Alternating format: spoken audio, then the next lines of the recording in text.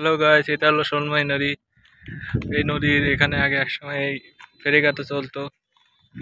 ফেরিঘাট এখন খুবই করুণ অবস্থা দেখা যাচ্ছে। এই ফেরির অবস্থা এখন নষ্ট হয়ে গেছে। একসময় ফেরিঘাট চলতো, দীর্ঘ 15 বছর আগে ফেরিঘাট।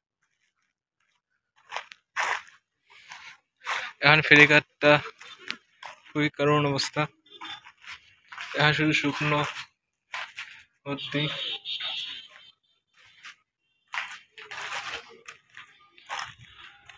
হীরক সড়ক পরিবহন অধিদপ্তর এটা ছিল একসময়।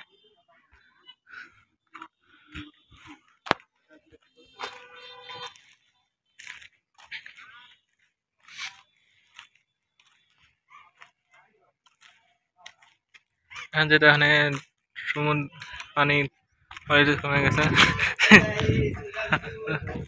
ওয়েলকাম টু ফেরিঘাট টু বোডেকাটা, ওভার বোডেকাটা ফেরিঘাট টু 15 years later টু বিখর। এখন খুবই বিপজ্জনক হয়ে গেছে, এখানে এটা চলা সম্ভব না।